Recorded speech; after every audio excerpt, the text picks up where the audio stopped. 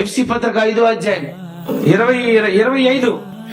అటువలే క్రీస్తు కూడా సంఘమును ప్రేమించని కళంకమైనను ముడతైనను అట్టిది మరి ఏదైనను లేక పరిశుద్ధమైనది గాను నిర్దోషమైనది గాను మహిమ గలదు గాను తన ఎదుట దానిని నిలువబెట్టుకొనవలనని వాక్యముతో ఉదక స్నానం చేత దాన్ని పవిత్ర పరచి పరిశుద్ధ పరచుటకై.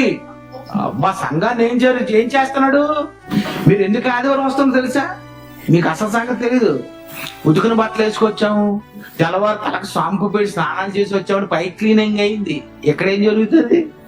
ఈ రొట్టెను తిని పాత్రలోనిది మీరు త్రాగుడి, ఇది నా రక్తము. మత్తయి సువార్త 26:26. వారు భోజనం చేయించుండగా రొట్టెను పట్టుకొని దాన్ని ఆశీర్వదించి, ఇది నా రక్తము, పాప క్షమాపణ నిమిత్తము అనేకుల కొరకు చెందింపబడుతున్న నిబంధన రక్తము. రొట్టె ద్రాక్షారసం తీసుకుంటున్నారంటే పాప క్షమాపణ. ఎందుకు? అది కళంకమైనను ముడత అయినను అట్టిది మరి ఏదైనను లేక పరిశుద్ధమైనది గాను నిర్దోషమైనది గాను మహిమ గల సంఘము గాను తండ్రి ఎదుట నిలువబెట్టాలి. అప్పుడే నీకు పరలోకం. మీరు సోమవారం నుండి శనివారం వరకు బాగుండి వచ్చారా, వేషరేసి వచ్చారా? చెప్పండి. పిచ్చి పిచ్చి మాట్లాడి తిట్టకుండా తిట్లు తిట్టేసి ఏవేవో చూపులు చూసేసి ఏవేవో ఆలోచించేసి దాన్ని లేపేయాలి దీన్ని లేపాలి ఈయన చంపేయాలి ఆడిని చంపేయాలి అనుకుని మనసులో 66 మటర్లు చేసి, అంతేనా? వీడు చచ్చిపోగలరా, వీడెందుకు బతికున్నాడు అని అనుకోని, అంతేనా? చెప్పండి. మీరు ఏమి చేయుచున్నారు వీరు ఎరుగరు అని ఇలాంటివి లేవు నీలోని. చేసిన వేసియాలని అంటుంది అదలాగా.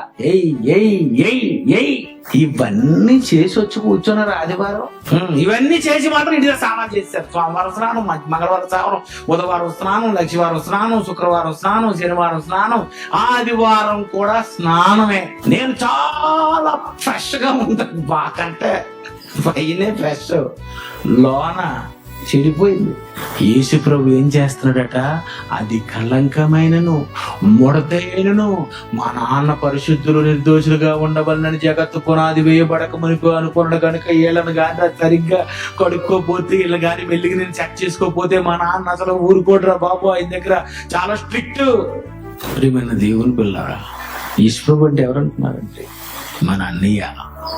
ఒక తల్లి తన పిల్లలకి పాస్కెళ్ళిన టాయిలెట్ పోసిన అది 3 సార్లైనా 4 సార్లైనా రోజుకు 10 సార్లైనా రోజు దానికి డ్రైర్లు మార్చి గొడ్లు మార్చి ప్యాంపర్స్ మార్చి ఇంకేమో ఉంటాయి కదా, అవన్నీ మార్చుకొని స్నానం చేస్తూ ఎంత ఫ్రెష్ గా పవిత్రంగా వాళ్ళను ఉంచుతారో యేసు ప్రభు అలాగే నిన్ను కళంకమైనను ముడతైనను అట్టిది మరి ఏదైనను లేక మహిమ గల సంఘము గాను ఆయన ఎదుట నిలువబెట్టుకొనవలనని జగత్తు పునాది వేయబడక మునిపే నా ఎదుట పరిశుద్ధులు నిర్దోషులుగా ఉండాలని దేవుడు అనుకున్నాడని ఆ పని చేయడానికి నేను తమ్ముళ్ళుగా మీకు సేవ చేయడానికి, చెల్లెలుగా సేవ చేయడానికి, మిమ్మల్ని పవిత్రపరచడం కొరకు తన్ను తాను బలిగా అర్పించుకున్నాడట. ఆ యేసు రక్తము వలన ఒకనాడు సంహారక దూత అడ్డు కమ్ములకు నిలువు కమ్ములకు ఎప్పుడైతే ఈ రక్తం ఉందో వెంటనే సంహారక దూత అక్కడికి వచ్చేసి అయ్యబాబు ఈ ఇంటికి ఆల్రెడీ అడ్డు కమ్ములకి నిలువు కమ్ములకి ఉందన్నది వెళ్ళిపోయిందట. అలాగే యేసు రక్తము ఏం చేస్తుంది? ప్రతి పాపము నుండి ఆ యేసు రక్తము వలన నువ్వు పవిత్రుడు అయిపోతున్నావు. ఆ యేసు రక్తము వలన పరిశుద్ధుడు అయిపోతున్నావు. ఆ యేసు రక్తము వలన తమ వస్త్రములు ఉతుకుకొని తెలుపు చేసుకొనిరి. యేసే లేకుంటే పాపమే పోదులే, పాపం ఉంటే స్వర్గం లేదులే. యేసే లేకుంటే పాపమే పోదులే, పాపం ఉంటే స్వర్గం లేదులే.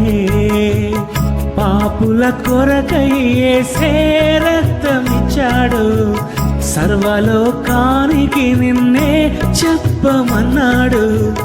పాపుల కొరకై యేసే రక్తమిచ్చాడు, నమ్మిన వారే ప్రకటించాలనన్నాడు.